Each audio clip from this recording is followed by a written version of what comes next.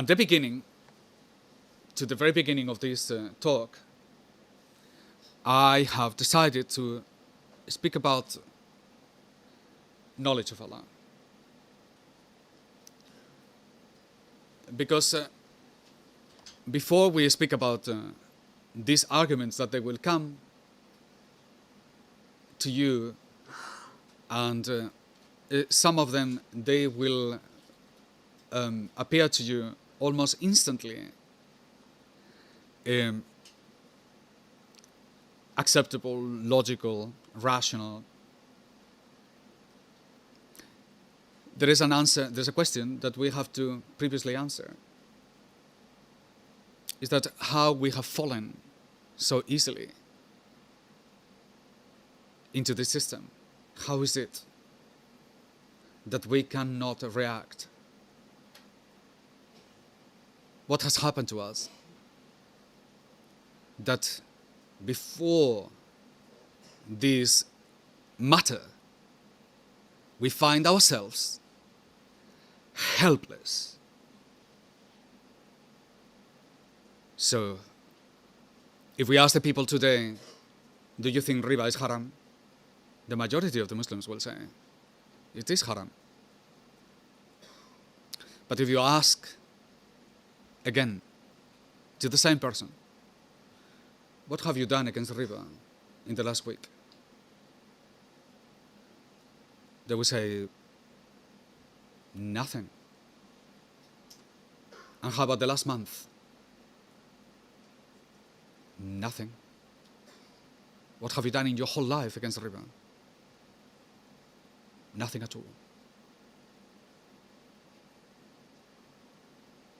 And this is not a question of reason. It's a question of the heart.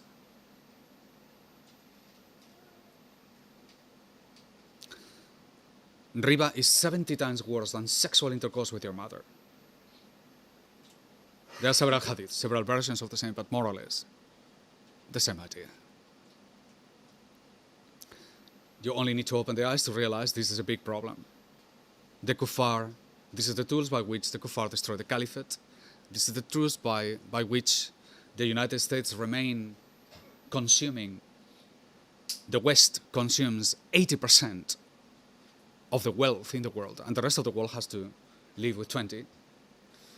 This is how they have managed throughout all this long to create a new colonialism based on the absurd idea that one country give us, some privileged countries give us pieces of paper with no backing, and we give them oil, aluminium, gas, etc., etc.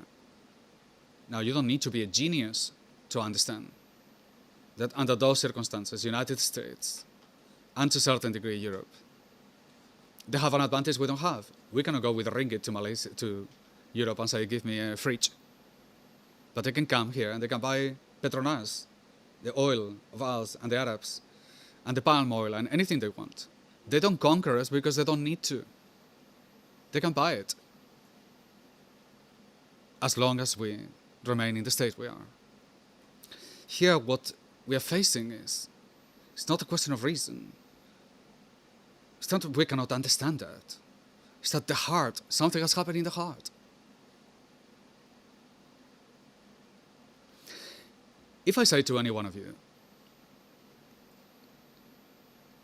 your sister is being raped outside the door right now, and then you answer me, okay, let me wait until the conference is over, and then I will deal with that.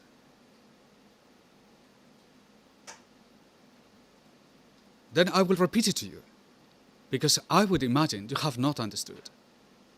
I would say, but listen, I just said to you that your sister has been raped outside. He said, no, I heard you perfectly. But let me, when the time comes, I will deal with it. Now you have to conclude that at that point, that the person doesn't understand the word rape. Maybe he doesn't understand. or otherwise, this man, the heart of this man is completely dead. Now you can say immediately after that you love your sister, and I will say, not a chance.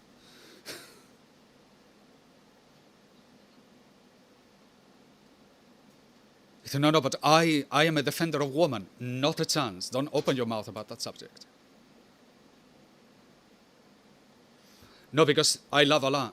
Don't open your mouth on that subject. You have no idea the meaning of it. You see, the matter is not your reason. Ultimately, the matter stands on something much simpler,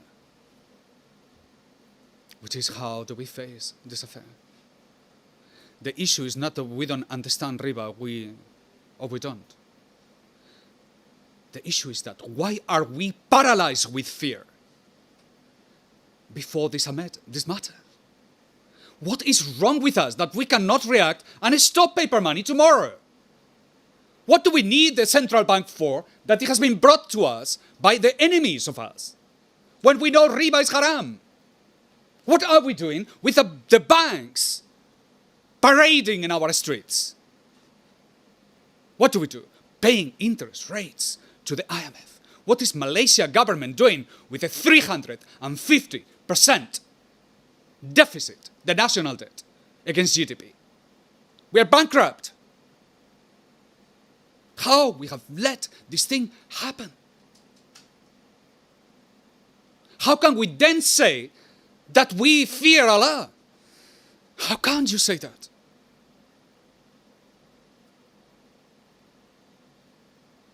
When Allah has put this thing as in His expressed Himself very clearly, and He has put the gravity of this affair at the very heart of them in the Quran Himself, not only declaring with clear words for those who have taqwa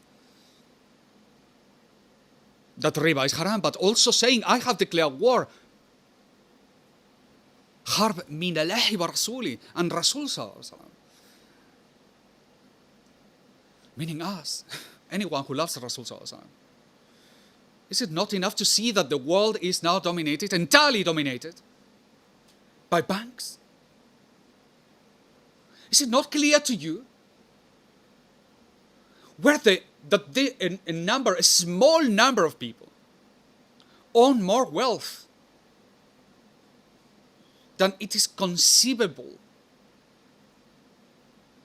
to declare or to own or to account? It's not 1% owes 90%. It's that it is in terms of the money itself. The money. A figure that is so hard to account for that it's not possible to do the maths, because we are talking about amounts of wealth that they exceed the GDP of the world. Billions is nothing. It's trillions of dollars. The derivatives bubble is more than 3,000 trillion US dollars. The forex, the magical exchange of pieces of paper between nations, is in the region of 8 trillion US dollars per day. World trade, at most, the physical exchange of goods, as in physical goods, with physical people, the real trading of the entire world put together, it probably amounts in the region of 12 trillion. Maximum, probably less now.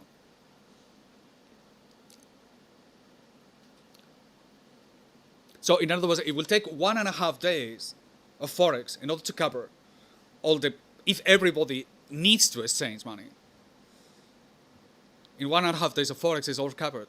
The rest, the other 363 days, It's just nothing. Trading on nothing.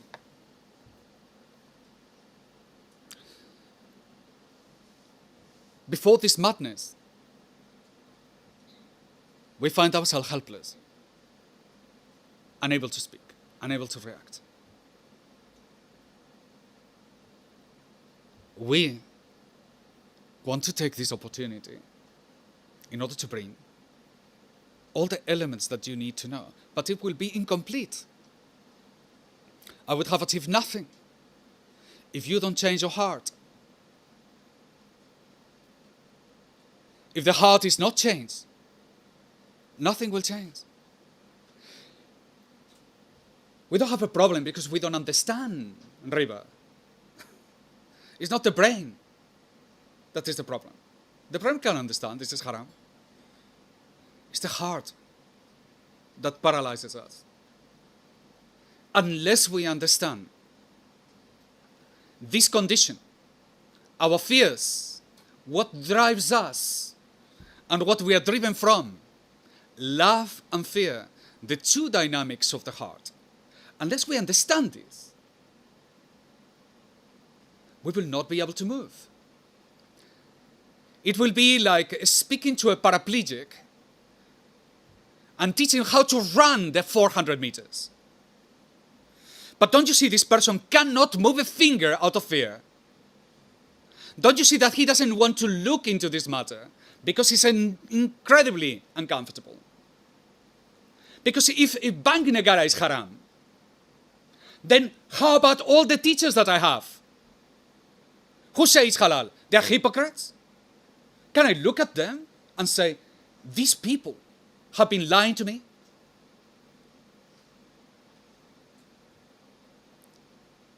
If the central bank of Malaysia is haram, the ringgit is haram.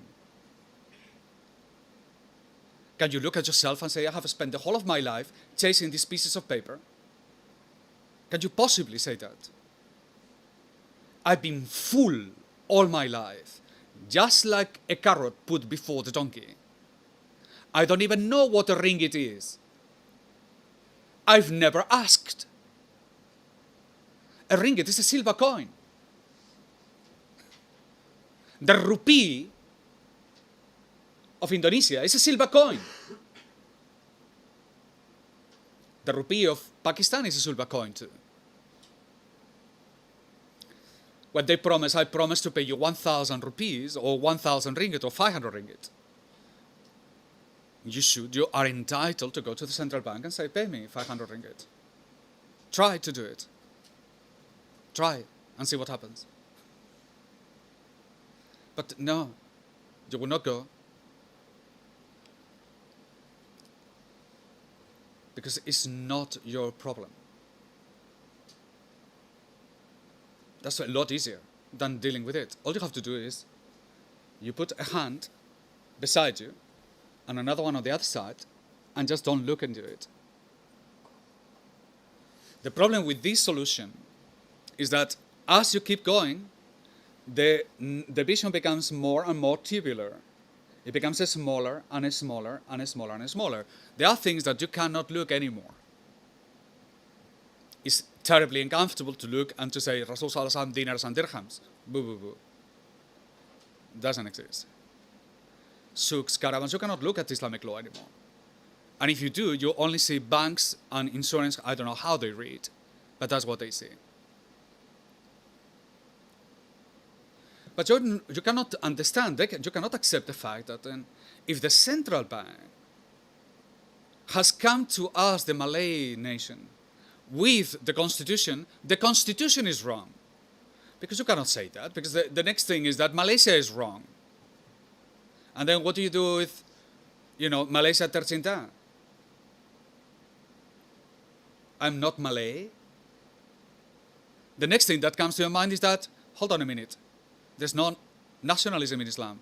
Dar al-Islam means anyone who says, Ashhadu an la ilaha illallah, Ashhadu anna Muhammad Rasulullah, is the citizen of my nation. Surprisingly, like Israel is the only country in the world that doesn't follow this crypto-racist nationalism that it was created by constitutionalism. Only in Israel. If you are any Jew in the world, it doesn't matter where you are, you go to the frontier, you say, I'm a Jew, you are a citizen of my country. They are not nationalists. We are. Divide and conquer, they've done it before. But can you tell to a Malay, Malaysia doesn't exist? Can you possibly have this conversation with a Malay, which I often do? He said, please tell me I speak with my friends. Can you look at the face of an Indonesian, and there are some here with us, look face to face and say to him, you are a foreigner to me? Can any one of you do that? My wife, istri saya datang dari Moa. She comes from Jawa. Her family are Japanese. She quite proudly, she tells me, we come from pirates. The boogies. I'm a quarter boogie. But she's Malay. But when I asked her this question, she said, no, I can't possibly. How can I call an Indonesian foreigner? My mother, my grandmother, was born in Jawa. How many of us, our families come from Sumatra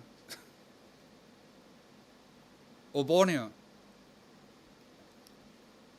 I mean, how many of us, on the other hand, have been left on the other side of the frontier in Patan, the Patanis? Are they Thais? Or are they not our brothers begging for help? They were thrown into the hands of a kafir regime, just like always the British do.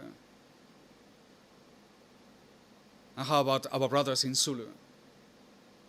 Are they any less than us?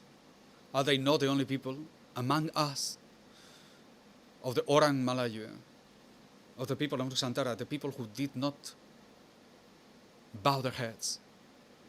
We did in Malaysia. These people didn't. Are we that for that reason? Look at them down like they are Filipinos because they want Sabah that belong to them. Are we not fallen for the most ridiculous of fantasies? And yet, we still cannot see.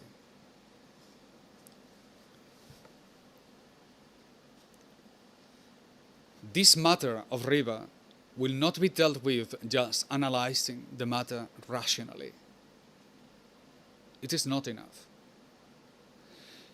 It is necessary that you understand something fundamental about yourself. The state of your heart. This science has been known for centuries as the science of tasawwuf. The core of this science is marifatullah, is knowledge of Allah. Without this knowledge of Allah, you cannot acquire knowledge of yourself. Without this knowledge of yourself, you will not be able to acquire knowledge of the world. In other words, you will be looking at the world and you will be lost. You will be driven by whatever is common, by whatever is thrown to you, by whatever circumstances you leave yourself in. Only the heart will give you the capacity to critically analyze the matters, and only the heart will give you the courage to do something about it. And that's why this lecture will consist of an initial stage, which is what I'm going to dedicate this morning. More probably in the next section, I'm going to speak about knowledge of Allah and knowledge of the world. The focus here is to enter into a fantastic realm, a science that has been in Islam from the beginning, the science of tasawwuf. And you can say, if Muamalat has disappeared, tasawwuf has almost disappeared. Where are the Sufis, you will say? The founders of this nation were Sufis, we are told. Islam came into Malaysia and Indonesia by the hands of the Sufis. And in places like Jawa is celebrated. The names of these walis. And every year people go and visit them. To thank them. To ask Allah for them. In our payback. For we recognize that it was through their doing that Islam came to these lands in the first place. Now you have to ask, if these people were Sufis, where is Sufism? Where is the faculty of Marifatullah? Where is the faculty of Taqwa? Well, I mean, the first thing we will have to answer is what is that these people teach? For we will have difficulty in defining. Some people will simply say mysticism, which is like saying, what is riba? They say interest. No. It's not mysticism. Sufism is the supreme science, is the greatest science. Is the science of knowledge of Allah, which is the foundational knowledge of every other knowledge. It is the basis upon which I want to start to bring about an understanding of Muamalat, so that you recognize that what you are facing here is not an intellectual issue, but it's something to do with the condition of your heart. An amazing thing, the heart. By far more powerful than your hands. Your heart has more power than everything that you can do, with what you possess, with what you know, or what you can do. It can go farther. The heart can do things that they are unimaginable if you account for your own attributes. You can make something big small. You can make something small big. You can make something which is distant, bring it forward. You can make something which is oppressing you, throwing it back into the background. This is the science of the heart. This is the science that it will allow you to act. This is the science that it will allow you to recognize your fears. Fears. Everybody has fears. And you can only cure fear with fear. Fear of the world can only be cured with fear. With fear of Allah. Fear of Allah can overwhelm fear of this world. Fear of Allah will truly free you. Taqwa is freedom. And the same thing with love of Allah, love of dunya, the things that they lure, you find yourself lured to. Fighting to have a car 2 centimeters larger than your neighbor, or on a screen just 2 inches larger, to have a job with a little bit more dignity, to be praised, to be admired, fame, prestige, money, whatever it is that drives people. You cannot cure this drive for dunya with psychology. You can only cure love with love. Love of dunya can only be cured with the love of Allah.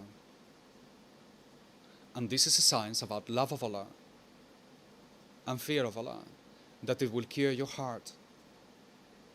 This is a science that it will allow you to recognize the state of your heart.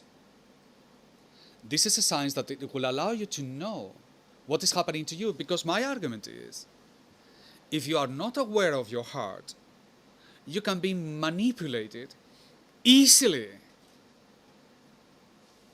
These societies are run by fear. They control the people by fear. That's why they need Al-Qaeda. That's why Osama bin Laden is a tax revenue collector for the American Revenue Service. They need Osama bin Laden. The more Osama bin Laden that there is, the people pay more taxes, more willingly. They surrender more on their own rights. In the United States now they live in a prison. They have no rights. The government can go anywhere. inside their pockets, inside their houses. They can confiscate anything conceivable. Listen to the people that they're speaking over there. They did it thanks to fear. They did it with a war on terror, a terror that is self-generated. ISIS is created by them. It's a mask. They need fear. They're controlled by fear. But after a while, you don't even notice fear. The beauty of the West, the genius of the West, is to mask violence with reason. So they steal from you and they say, we do it because we want to civilize you. They bomb you and they say, this is because we love you and we want democracy for you. They steal, they rob, they hit us, they beat us, and they do it because they love us, they want to help us. And we say, yes, thank you, sir, kick me again.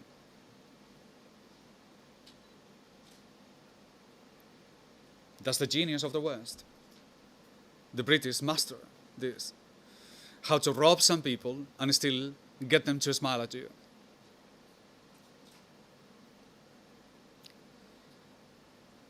Is this fear upon which the people are manipulated? Taxation, according to Islam, is an act of violence.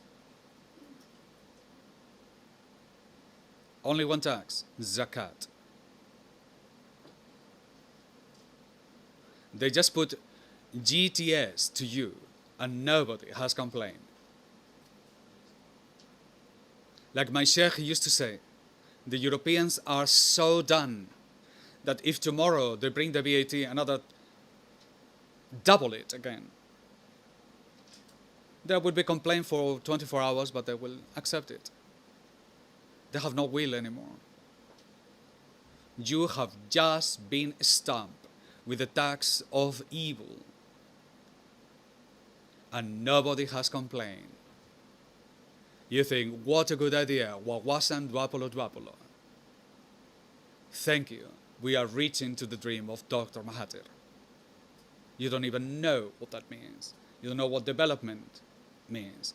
Listen to the people of the developed world, that they are saying this doesn't work, before you drag yourself any further into this madness. Show a little bit of critical sense. You haven't so far, but maybe you have a chance. This will not come for reason, for I cannot say you are not intelligent enough, you are more educated than your grandfathers. But the problem is taqwa. What has happened to you? Fear can only be cured by fear. Taqwa. Taqwa is not an idea. You say to the people, do you have taqwa? Yes, I have taqwa. And they just say, well, no, what do you think about the world? What do you act? What can you do? What needs to be done? They are shy. They cannot move. Because they have thousands upon thousands fears in their heads. They are not free. Taqwa is freedom. Taqwa is not rational. It's not a rational idea. You cannot understand it with reason. Because fear cannot be understood with reason. Because fear is above reason. The heart is above reason. This is something they haven't told you. It was known by your grandparents. But this is what they haven't told you. They tell you reason is everything. Reason is not everything. As we will go along later and we will see. Reason is limited. We are not that clever.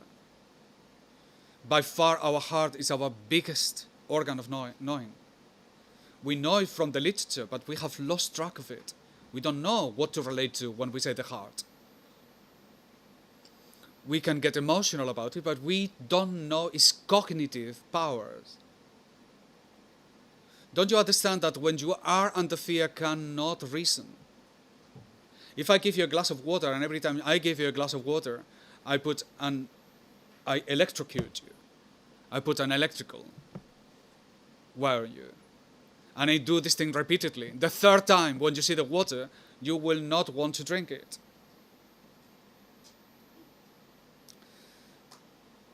I have dominated your reason. You will explain it to you. No, I don't really want to drink. The same thing with love. Love dominates reason. That's why when somebody falls in love, you say, he's mad in love. He starts doing irrational things. He starts seeing his beloved everywhere. He breathes the air. He says, This is exactly how it smelled the day I first met her. This is the color that she was wearing that day. It dominates reason. You just start doing things that are crazy. The same thing with fear. You will do things that they are crazy. We are doing things that they are crazy. It's not because we don't understand. It's because we are sick in the heart. Now the thing is that there's no problem with being sick. Just as sickness in itself is just sickness.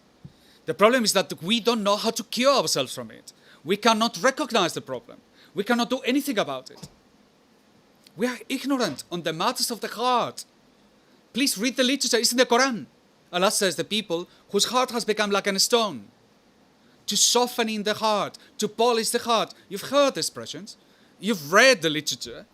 You've read the Sufi literature. Maybe you have sung it with your friends or your children. But what do you know on the subject?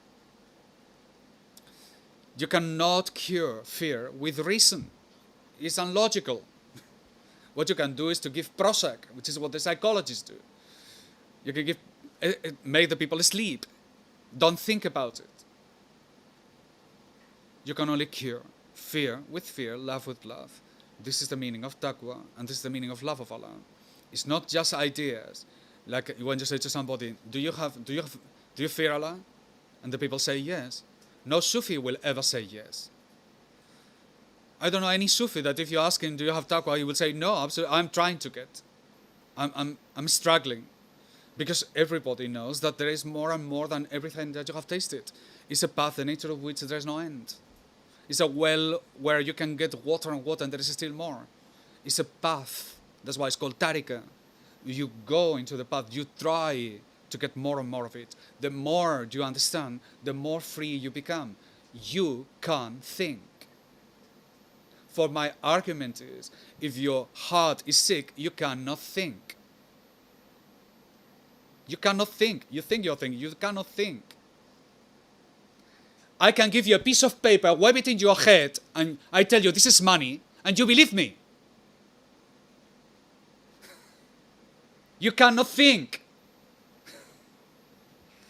And I come with a US dollar and I say, give me everything you have, and you give it to me. Because you cannot think. Because you are scared. Not because you don't have a PhD, you may have a PhD. You know more than your parents, but your heart is more sick than your grandparents. Because we have told our children reason. Reason is what matters. But reason is foolish. With reason, you take the heart away, I can justify genocide for you. There are far too many people in the world. Let's kill few. Hitler justified genocide. The Americans justified bombing the Iraqis, killing 100,000. There is a good reason. You go and talk to them. They are not saying we are irrational. They haven't gone mad. I mean, they are so reasonable. Now the Muslims are saying, yes, thank you, America, for bombing us. It's not reason. It's a question of the heart. If you don't teach the people how to manage their heart, they can be easily manipulated. Did you understand? This science is called the science of ihsan. Islam, Imam, ihsan. The Sufis have said, our science is a science of knowing Allah, even though we don't know, we don't see Him. We know that He is watching us. It's a science of understanding the presence of Allah. And upon this idea, I will continue after the break. Assalamu alaikum wa rahmatullahi wa barakatuh.